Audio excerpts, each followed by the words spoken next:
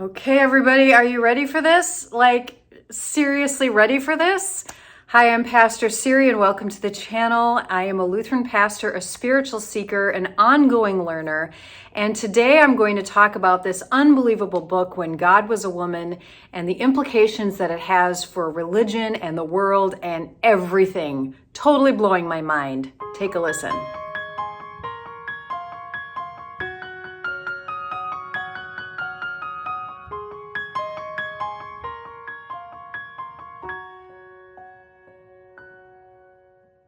So, on the recommendation of a good friend, I picked up this book, When God Was a Woman, which, by the way, was published in 1971 by a woman named Merlin Stone.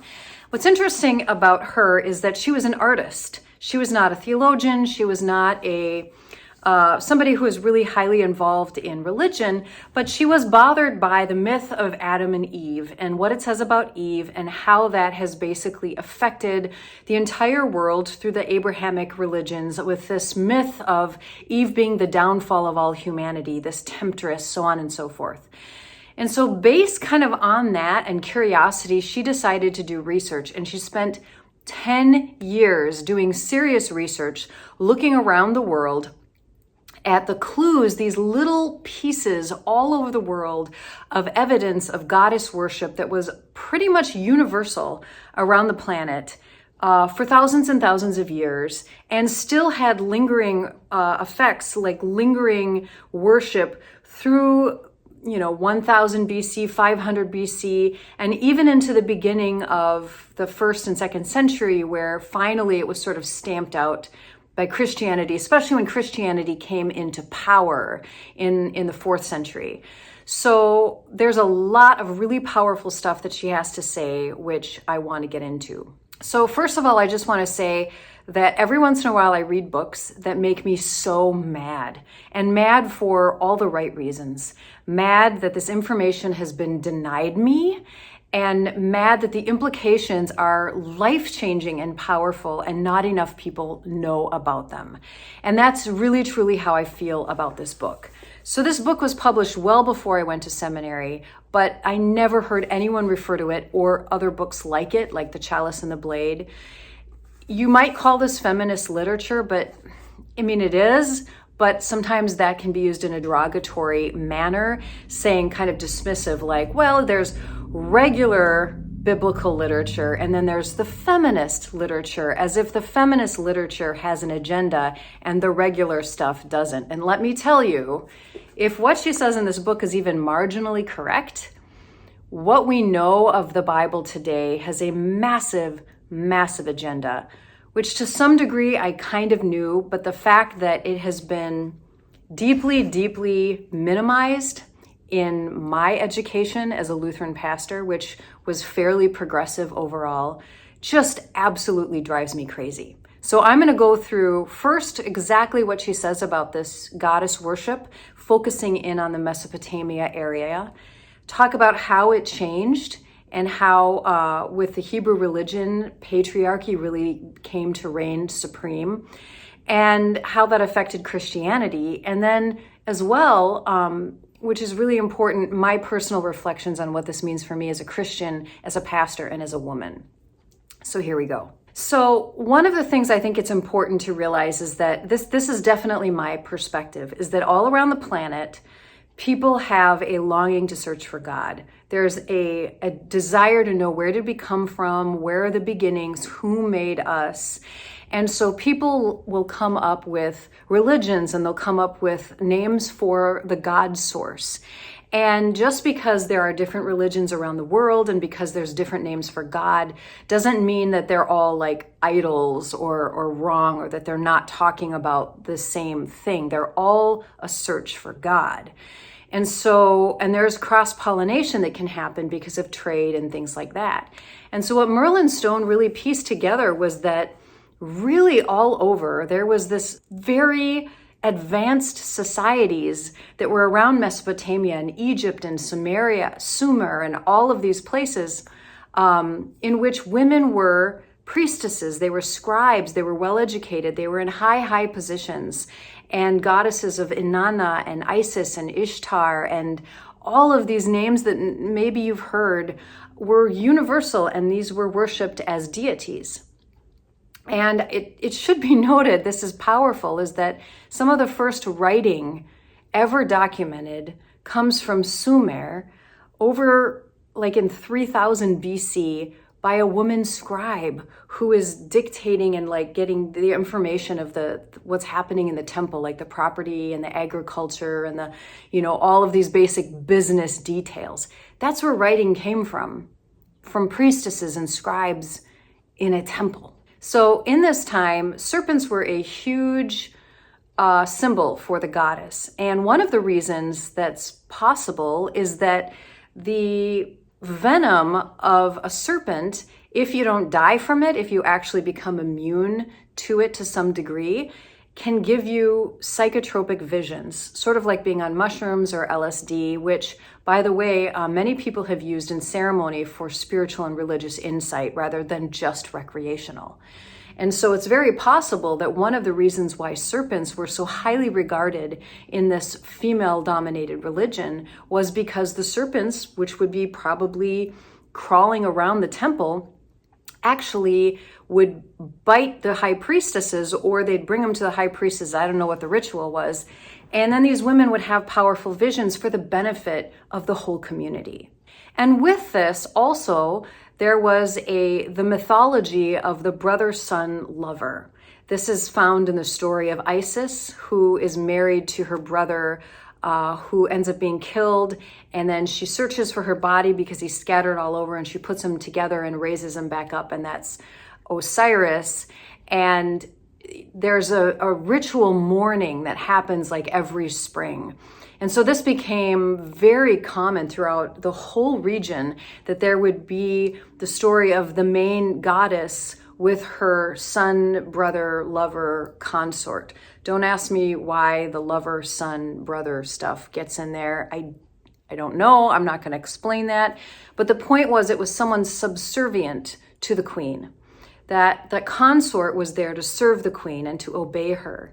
There's a story from Inanna, who's like one of my favorite ancient goddesses, that she left and went off to do some things. And when she came back, her young male consort had taken the throne and basically let his arrogance and his ego take over.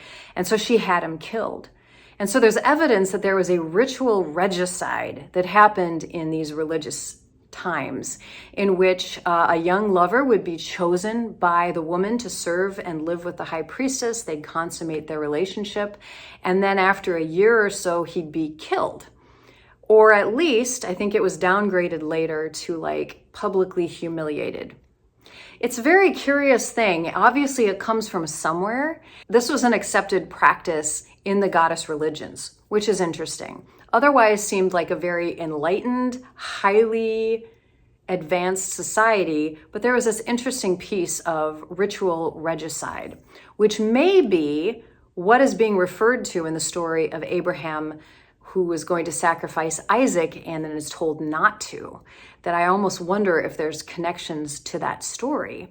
There's also interesting connections to the death of Jesus and Mary, the mother, weeping over her son, who is then resurrected in 3 days. It's some really interesting, like, lingering things.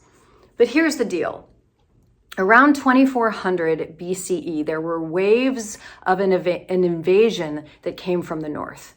And there's evidence that there were people that came. We're not sure if they were like from the Russian area or from like the Germanic area, but they were definitely lighter skinned. They spoke a different language than the Semitic languages that developed in the Middle East.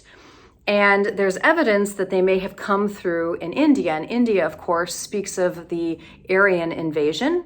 And the people there sort of set up the caste system, in which, of course, they, as the Brahmins, were the highest caste.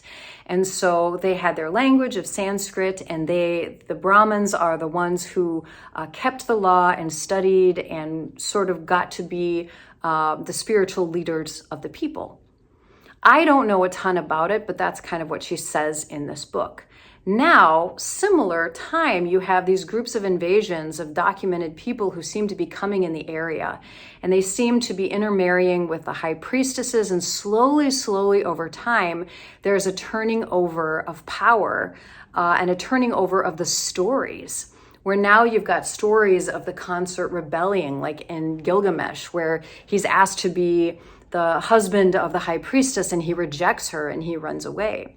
Part of what's happening in this documented history is that this group of people were putting themselves into powerful positions and slowly changing the laws and changing the myths and the stories to make the son, lover, brother much more equal, and eventually, as we'll see, downgrades women deeply. There's also evidence of very violent military conquests that happened. So these people who came in with a very patriarchal understanding did not come in nicely or quietly.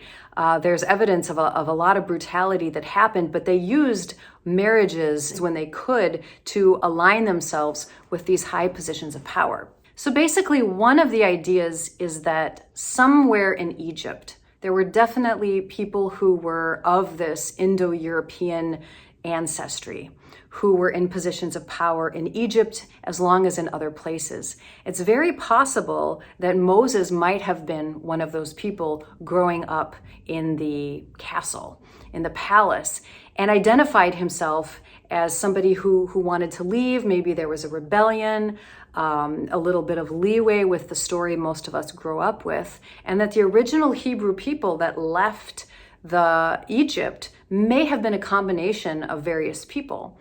It's indicative in the Old Testament. There's various little lines in the Old Testament that talks about the many people, the many tribes, the many groups, like almost insinuating that the original Israelites, the original Hebrew people that left Egypt, were not monolithic, were not the same exact group of people. Either way, what happened was you have an establishment of God as Father. You have establishment of patrilinear laws, and you have a complete detour from what was happening in the area. Now I want to pause here and just say, I always thought that the Old Testament, the Hebrew scriptures, were so patriarchal because that was the norm, because everybody was. And what she's suggesting is that's not true. She's actually suggesting that there was still a lot of goddess religion. There was still a lot of places where women were revered, where their roles as holy women and their sexual autonomy, that's something I forgot to say. These women had their own lives. They could sleep with who they wanted to sleep with, and words like slut and whore did not exist. There was no such thing as a bastard child because the child came from the mother, and the mother's name was the one that passed on. That's called matrilinear. And so women could do as they wanted, but yet at the same time, they were there to take care of their husbands, and there was agreements on inheritance of land and property and so forth. Women could also inherit as well as men. And what happened under these new laws, these brand new Hebrew laws, was that everything went through the men. The men were the ones in charge. God was suddenly a man. The men were the ones in charge. Only the priests could make laws, and the priests could only be men, and only men could inherit. Women couldn't do it. They were completely reliant like a child on the man their entire lives. And women had to be virgins. And then once they were married, they had to only be faithful to their husband. And the consequences of neither of these, of not being a virgin or having or committing adultery, was stoning for the woman, like murder. Like, let's just murder this woman because she hasn't kept with our little purity codes.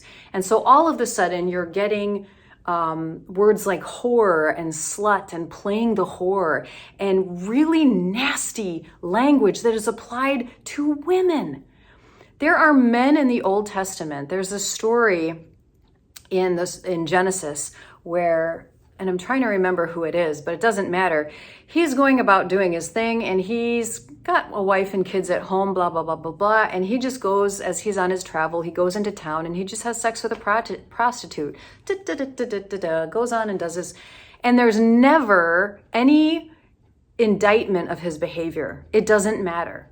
It doesn't matter how many women a man sleeps with. It doesn't matter how many wives he has. It doesn't matter what the hell he does with his penis, but a woman, she's gonna get effing stoned to death if she does anything wrong. This is the misogyny at its core. It is intentional control. And not just were there laws put in place, but then the stories, the things that you hear, the words that come out of prophets' mouth. There's just a lot of passages in which Israel's called a whore and an adulterous woman, never a man, and cheating on God, and God is a jealous God, and just this gross, violent overtaking of like, let's kill absolutely anyone and everyone that does not agree with us. And the story of Elijah on Mount Carmel killing the prophets of Baal is one of the most disturbing stories that I've ever read. That whole story, I could talk about that in a whole nother video. But it's a deeply disturbing story. And any time that people are being murdered in the name of God or because God said so is just absolutely gross and infuriating. So the story of Adam and Eve was thus created probably by the priestly Levitical people as a way with very clear imagery of a snake, goddess religion, coming to a woman and using her dull mind to tempt her into that sort of awareness, that sexual sensuality, of which poor Adam is just a victim. Just, oh, poor victim guy, just sitting there with his finger in his ear, doing nothing, just a total victim. And it's all Eve's fault. And this, in the New Testament, you have references that Paul talks about women as coming from man, which is back to the Adam and Eve story, and that women sort of deserve their lot in life because they messed up however long ago. So this was a warning against goddess religion. This was a warning against women in general. And this has reaped untold misogyny for thousands of years that has spread across the planet, which is so disturbing. Women have their bodies controlled deeply. It's been okay to rape women. It's been okay to enslave women. It's been okay to do whatever the hell you want to do to a woman, because after all, the man is the image of God and he's there to control and subdue the woman who's just going to go friggin' wild, and who knows what the hell she's going to do if she's let loose, which is so... One other piece that I want to bring up too from all of this is that the women who served as temple priestesses were called kadeshi, which is very closely related to the Hebrew word for holy. And yet, every time they come up in the Old and New Testament, they're called temple prostitutes, friggin' whores. So you take women who are the holiest of the holy, serving the goddess, who see the act of sexuality as something they choose to engage in, and both partners are consensual, and they do this because they believe it is a holy act. And then you have a bunch of men that just call them whores. Just a bunch of whores. Don't be like those whores. Don't be like those prostitutes. It's so demeaning and it's so degrading and dismissive of something that we don't understand very much. And so sex has been taboo. Women have been slut-shamed throughout history. We have a massive world full of rape culture where everything is a woman's fault. You know, what she wore, what she's doing, everything is the woman's fault. This has reaped horrible, horrible things.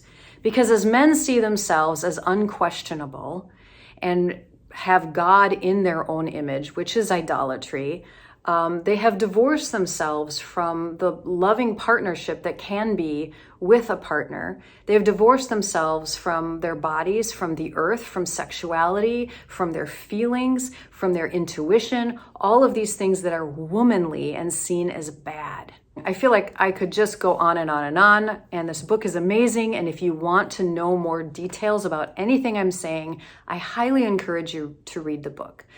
But here's the deal. As a pastor and as a woman and as a Christian, I definitely believe there's deep misogyny in the Bible and that there were human beings.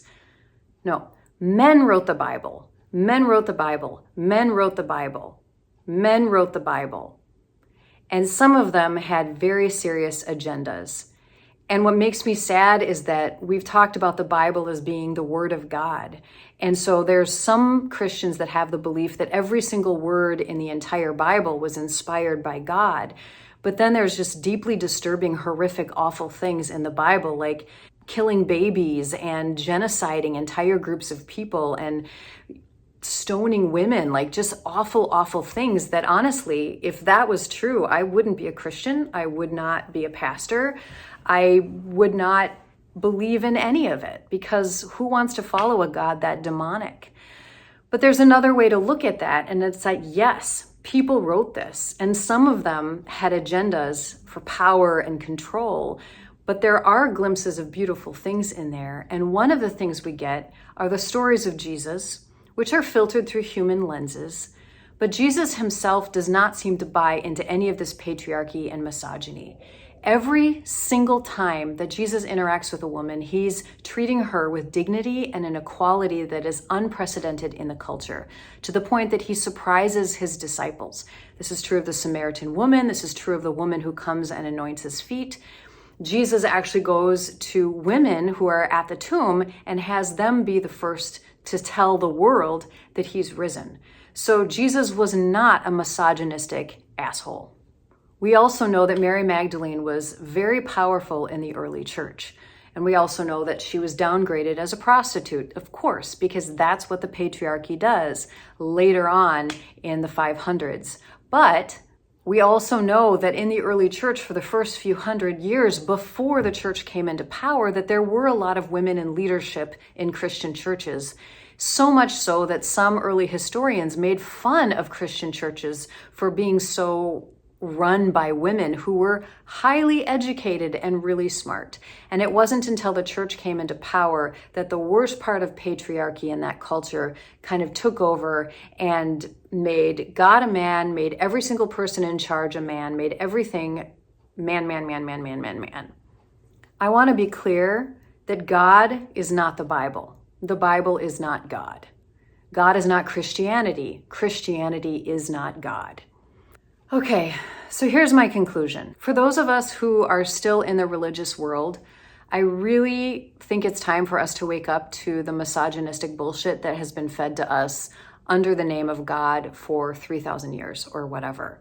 This idea that just because it's written in a book, therefore it means it's okay, when we've literally seen how it's killed the spirits of many people. And I'm talking specifically about calling women daughters of Eve, telling them they have no right over their own bodies, allowing for rape culture, using words like slut, whore, and bastard, and all of these things which dehumanize women. It's also, I think, very important that we start to get comfortable calling God she. Because as I said, the perspective of God being he and only he came with a massive agenda. God is not gendered. God does not have a penis or a vagina. God is spirit. And so the more images we use for God prevents us from locking in idolatry. For those of you who are not religious, do not believe that you're not affected by this, because the Abrahamic religions and really a lot of different religions around the world have been predominantly patriarchal for a very, very long time. And with that comes perspectives about the place of a man and the place of a woman. So even if you and your grandparents have not gone to church ever, you're still living in a culture in which the role of women and the power of women and the voice of women and the opinion of women has been very low. We're just starting to get back little pieces of the dignity that is inherent for any human being. And this affects so many things. This affects homophobia and transphobia, these strict binary understandings of what a woman is and what a man is, and that a man is above a woman, and therefore a man doing anything female-like, which is total cultural construct, by the way, like liking pink or liking people with muscles, or what are the other stupid things that people think are gay? A lot of stupid things that people think are gay. And so men shut up their feelings, they get thrown into their own little box of masculinity that is deeply painful, just as women have been thrown into their little box. And it is really time that all of us collectively wake up to this false narrative that's harming us and to reclaim equality, dignity, and love for all human beings. The world does not have to be the way it is, but it starts with us. So we can get all mad, and believe me, I got so mad reading this book. We can get all mad at what's happening out there in the world, but in reality, we have to detoxify ourselves. We have to get the misogyny and the racism and the homophobia and all of that junk and get it out of our own hearts and our own minds first, before we can expect the world to change. And then as we take responsibility for our own lives, more and more people doing that, things are going to change for the better. Thanks for watching.